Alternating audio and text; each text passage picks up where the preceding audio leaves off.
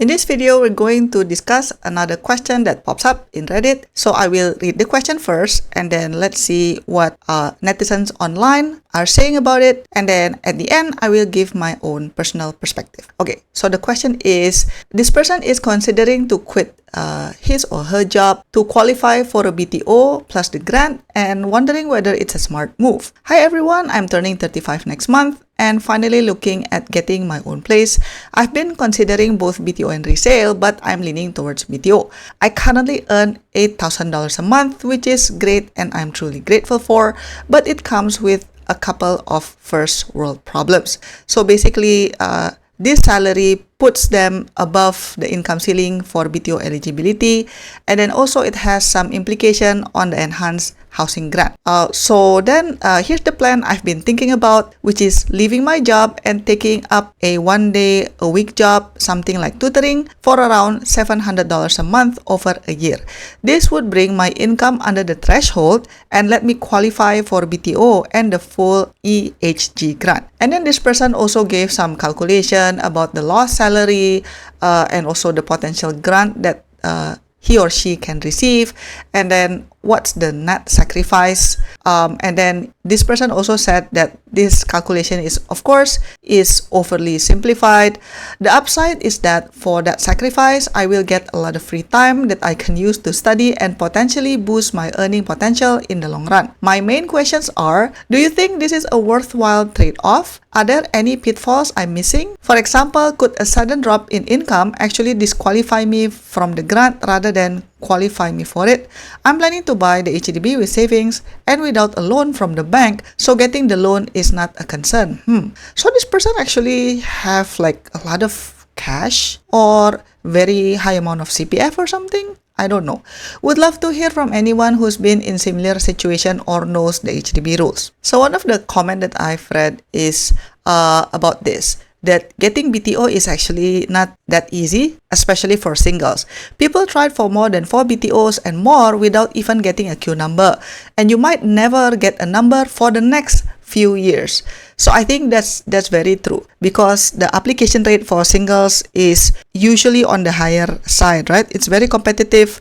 BTO is already very competitive and SBF is even worse. Another Redditor also said the biggest and most obvious downside is, what if you don't get it? Have you seen the application rates for singles BTO? If you need a place, just buy a resale. If you already want to take a sabbatical, then it's a good idea, but after 1 year on the high chance that you don't get, are you confident in getting another job with similar package? I think that's true, especially considering the job market nowadays, right? I think it will be very foolish if you're trying to get a little bit of additional grant. Well, I know it's not a little, but I mean, in the bigger scheme of all, if you want to get more grant and then you try to qualify for a BTO, but then if you don't get a job later on, then what will you do? Another person also commenting, are you confident of finding a job in time to come?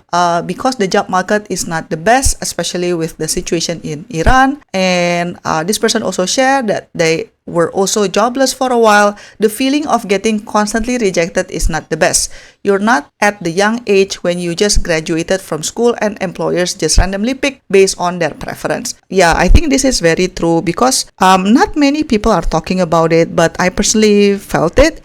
Applying for a job in your late 30s, early 40s is very different versus when you just on your 20s. It's completely different ball game. Because the original person who asked the question is almost 35 when they asked the question, right? Meaning they are already in their mid-30s. It's not going to be that easy to look for a job, not only because of their age, but also with the current market. Job market in general is quite a struggle right now, and also the war is not making it easy. And then this person also agreed that, this is just penny-wise, pound foolish thinking. I do agree that I think a lot of netizens mention and commenting that it seems like the person who's asking is trying to somehow like game the system in a way to their benefit, but then it might backfire in the long run because there's no guarantee you can get a BTO very fast, and then there's no guarantee you can get a job after that. And then another person said that I think you need to just get a resale first to get a place without any subsidies, then BTO later on after the MOP. I think this is a very sensible suggestion. And then there's another person who commented that they know someone who took a sabbatical and tried to BTO during the time, and then they did not qualify for more grants just because there was lesser income submitted for the application, because HDB also knows all different sorts of tricks, so it's not so easy to game HDB. If you really want to get some value back, get a resale and rent out the extra bedroom. I think that's a very sensible suggestion. And then another person also mentioned that I've also heard about self-employed who declared lower and also did not get more grants. There's another person who gave a more comprehensive response. As a single, you can only buy 2-room flexi under BTO. The income ceiling for single is $7,000, and the HG for singles caps at $4,500 income for up to $60,000 grant. So the calculation that the original poster was using is not exactly accurate. And then HDB assesses your average gross monthly income over 12 months before your HFE application. So you would need to genuinely earn under $4,500 per month average over that full year to get the maximum grant. And it's not just about what you earn at the point of application. And another thing that a lot of people forget is that singles get the $15,000 premium on BTO flats. So your $60,000 enhanced housing grant is effectively only $45,000 after that. And the bigger question is whether quitting an $8,000 job to get a 2-room flexi makes sense, because they are going to give up some income plus CPF, bonus, current momentum, etc. for a grant on a flat that you might outgrow if you ever get married. I think that's a very sensible response from this person. And then there's also another person suggesting why not just talk to MP to request him or her to help write a letter to HDB for a waiver if the salary is just slightly above the limit for singles. Personally, I don't think that would work, but maybe worth the try if you have the courage and time to do so.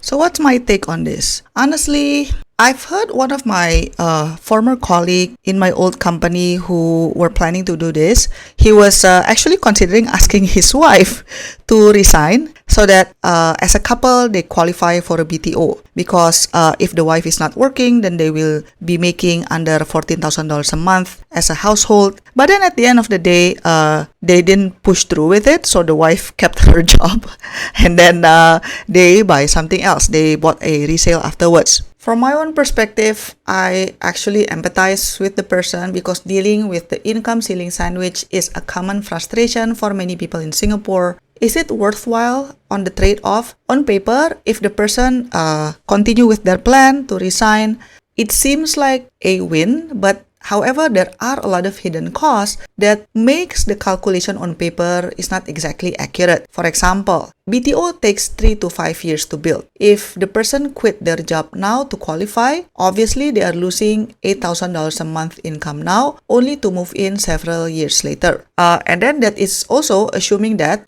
they get a queue number on their first try. But then, as you know, a lot of people need to ballot multiple times just to get a queue number.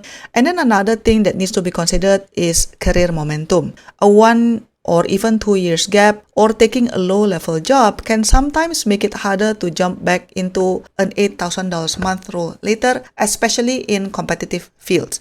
The reality is, when you apply for a job, they often ask you for previous salary, right? That's the reality, and they will just benchmark it against that. So for example, if let's say this person moved from making $8,000 a month into another job, let's say a tutoring job or part-time job, and their income is less than $1,000 a month, then when they want to apply for a job, it will be compared against that $1,000 instead of the previous $8,000.